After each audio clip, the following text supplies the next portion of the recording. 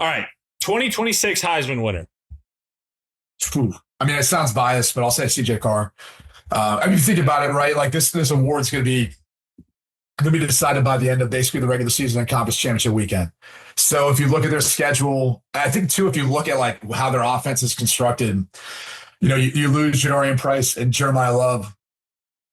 They bring in a couple wide receivers from Ohio State with what they already have with Greathouse and Faison. I just think this is going to be an offense this year that's going to throw probably more to open up some of the run. I mean, don't get me wrong, they'll be balanced, but that's going to be one of the biggest differences is it's going to be like the CJ Carr show in my mind. Second year as a starter, second year in the system. He's going to have such good familiarity with all of that.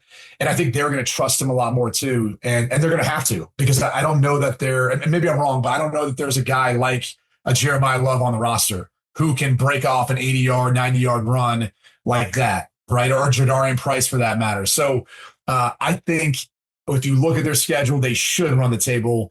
And with the talent they have, the way he can sling it, man, especially downfield, he would be the first one that I could think of, first one that I'd say, like, that'd be my odds-on favorite. I know it's chalky, and people say it's biased, but I think the world of this kid. I've watched all these kids who are coming and getting ready to be draft eligible next year. He's the guy that stands out to me the most, that has the most easily getting that transfers to the NFL level. Yeah. Do you guys, does he reach out to you? Is there like a Notre Dame fraternity of quarterbacks that you have gotten advice and given advice? Yeah. Yeah. I ran into him a couple of times before when he was being recruited and kind of, been through, like, I knew the family. So his grandfather was Lloyd Carr and he recruited me. And so I got to know the family a little bit with some of their charitable endeavors, obviously tragic stuff that happened with his brother. So just everything he's about, like, I've got to know him and his family for a while now. So again, it's just, he to me checks off every box, and he'd be the guy that I'd be putting my money on right now. He put on some size in the offseason. Did you put him on the Brady Quinn milkshake diet, or was it? First off, is that like a social media thing? Even Dak Prescott looked jacked up. I'm like, I don't know. This is real. I can't tell if that's AI or not. Yeah. I don't know either. But I was like, oof. I know. I got. Dude, Ben's getting jacked up. If people want to start saying that about you, Ben. We're trying. Milkshakes. All milkshakes. They have been since 2009. Trust me. I've done it forever. It's all we've ever talked about. It's all because of you, bro. It really is. You're the reason I work out. Who will be the IU of 2026? I would say IU. I don't know if you're going to find a team that maybe not run the table historic, win the national championship, but just surprise team. Like when you say the IU of 2026, it's like, we got to remember, this was like literally one of the worst teams ever in like college football history. That turnaround is the greatest turnaround in sports, not just like college football, like all of sports. If anyone understands how bad Indiana football was for the entirety of its program's history. So it's hard to think of like Mississippi State. It's like that's not going to happen. I would say a team that no one talks about this year that I'm really curious about is Penn State's the first one. They've got a relatively easy schedule. There's a lot of guys that came with Matt Campbell. I have a ton of respect for him as a coach. I like Rocco Beck. I think he's a good player, obviously incredibly experienced. So that's a team that I'm kind of like keeping my eye on to see what they can do, because no one's talking about them enough. From the SEC, look, there's going to be a lot of pressure on a team like LSU. I would buy into like what they look like from an offensive standpoint. I just don't know defensively how good they'll be. But like if you're breaking down the SEC, like I wouldn't put them up there versus the tops of like the Georgias, the Alabamas, the Texas, as far as what those teams are going to look like this year. So I don't know if those are like dark horse enough for you, but there's a couple of teams kind of flying under the radar like that. Like those are the two that I'd kind of touch on. Number of items thrown at Lane Kiffin in his return to Ole Miss. Yo, I mean, he already called for it, right? Like, did he say he wanted to see like golf balls or whatever they said? Well, they did it to him at Tennessee like 5 years ago when he went back with Ole Miss. So I don't know. Let's set the line at 14.5.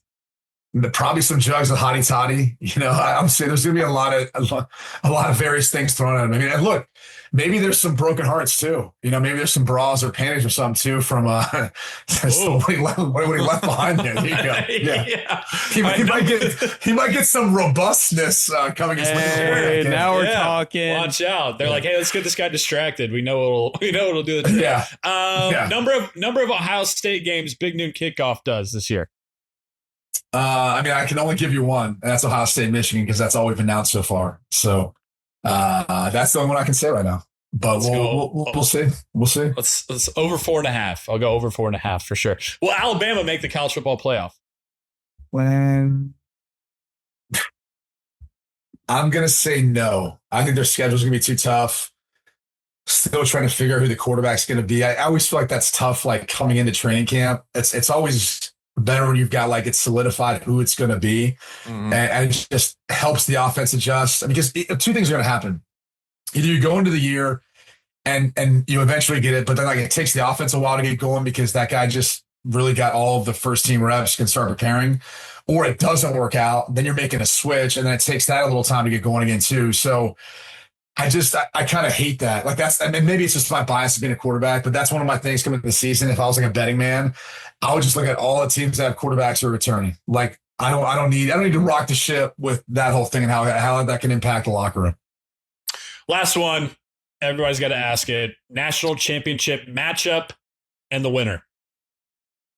Oh, baby. I am going to say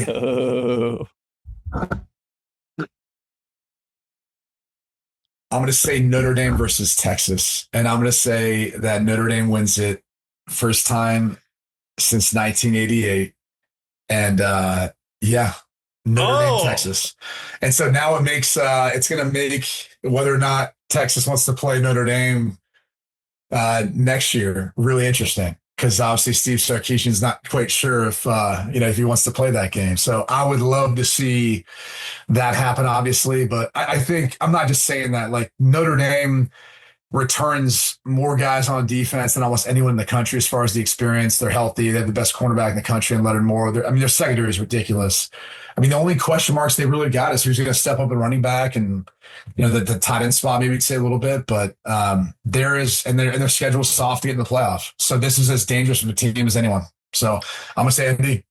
The national championship stays in the state of Indiana. Man, two blue bloods. What a story that would be. Holy cow. Texas, Notre Dame. Manning versus Carr. Woo! Oh, that'd be pretty sweet. Fired up. That'd be pretty sweet. Gets me fired that'd up. Be pretty it gets sweet. me what I've been dubbing, it gets me football horny.